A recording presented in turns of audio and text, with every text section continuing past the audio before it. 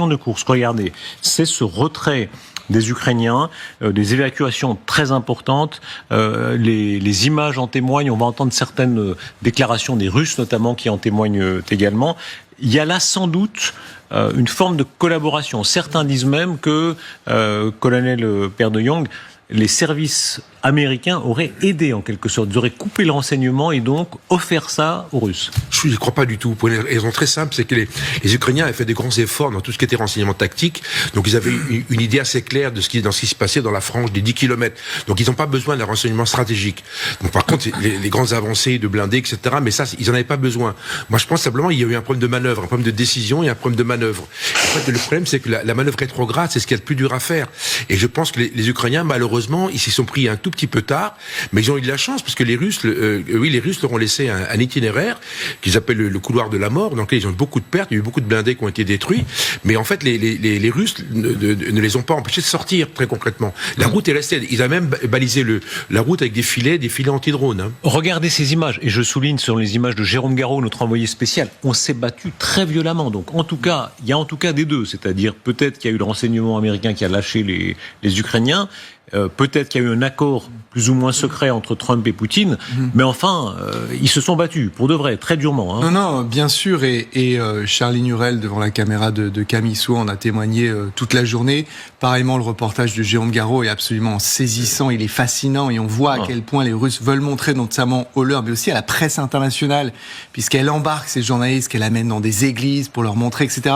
Manière de dire, regardez la violence des Ukrainiens sur ces lieux de culte, et tout ça. Et je pense effectivement que se focaliser sur une seule cause est problématique. C'est-à-dire qu'on a eu un ensemble, un élément dont j'ai finalement assez peu entendu parler, mais dont les soldats ukrainiens sur lequel ils insistent, c'est l'amélioration opérationnelle des Nord-Coréens, qui a été un tournant significatif. Les soldats ukrainiens disent, quand on les a vus revenir, ils se battaient mieux, ils manœuvraient mieux.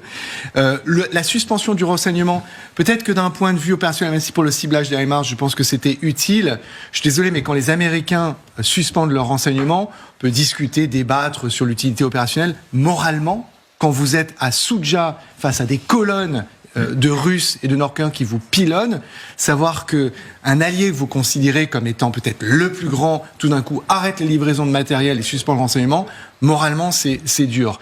À cela, vous ajoutez la manœuvre par le gazoduc. Bref, tout cela mène à ce que la carte peut-être la plus importante que Zelensky pensait avoir en main, vient d'être déchirée en 1000 morceaux. Et cette pièce, dont je disais qu'elle était encore en train de tournoyer en l'air, dont on ne savait pas si c'était un coup de génie tactique ou une catastrophe stratégique, tourne plutôt au désavantage des Ukrainiens. Moi, je crois que Gerasimov, c'est une manœuvre russe assez habile. Je pense que Gerasimov, moi je me souviens, cet été, vous étiez enthousiaste à la progression des Ukrainiens sur le territoire russe.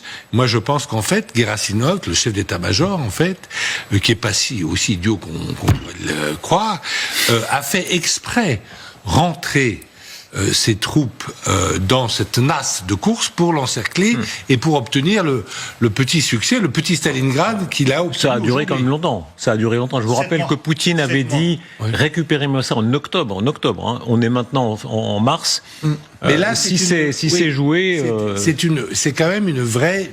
C'est quand même, il faut dire les choses telles qu'elles sont. Militairement, c'est quand même une vraie. C'est pas aussi grand que Stalingrad, bien sûr, c'est 10 fois plus petit, mais c'est une vraie victoire russe. Un changement des troupes. C'est Akhmat, un exemple, c'est des Tchétchènes, c'est des troupes de premier échelon des Tchétchènes.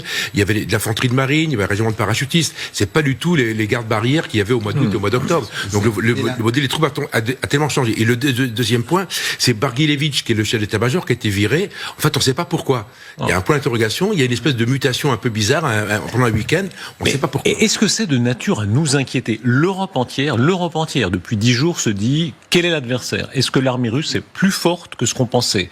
Ce qu'on voit là, à petite échelle, c'est la région de Koursk, c'est pas la moitié du continent. Il faut jamais sous-estimer son adversaire. Pourquoi ? Parce que, en fait, la Russie, on a tout vu. En 3 ans, ça a progressé, et bien évidemment. Et ça a progressé par vagues. Parce que lorsque vous aviez des prisonniers qui étaient pris dans les prisons, ils savaient pas comment se battre. Lorsqu'il y avait des volontaires, ils savaient pas se battre. Mais l'armée russe, l'armée régulière, elle apprend des choses. Je n'exclus pas non plus un accord entre Zelensky et les Américains. Je n'exclus pas qu'en fait, à Riyad, les Américains ont dit, écoute, le Koursk, ça nous emmerde, en fait, tu fais comme tu veux, mais on ne veut pas avoir Koursk avant les pourparlers. Sur la menace russe, Valéria Fourmoutian, est-ce qu'on est en train de voir là que l'adversaire armé russe, potentiellement, est plus surprenant, plus dangereux que ce qu'on pensait? Là, on compare les choux et les carottes, c'est-à-dire qu'ils ont pendant 3 ans essayé de défaire l'Ukraine, rentrer à Kiev, changer de gouvernement et se battre sans progresser de manière significative sur les 2000 km de front. Et dans la petite enclave de Koursk, pour peu que les Ukrainiens l'avaient pris, ils emportent une victoire. C'est la première, peut-être la seule réelle victoire de l'armée russe. Donc dire qu'aujourd'hui, ils représentent un danger par rapport à ce qu'on connaît, ou ce qu'on a vu, c'est compliqué. Maintenant, est-ce qu'il y en a sous le pied et que Poutine nous le cache et volontairement il a une armée médiocre en Ukraine pour endormir tout le monde? Tout est possible de la part de Poutine, mais là, ce serait vraiment trop gros. Il a massacré du monde, il a massacré du matériel pendant 3 ans.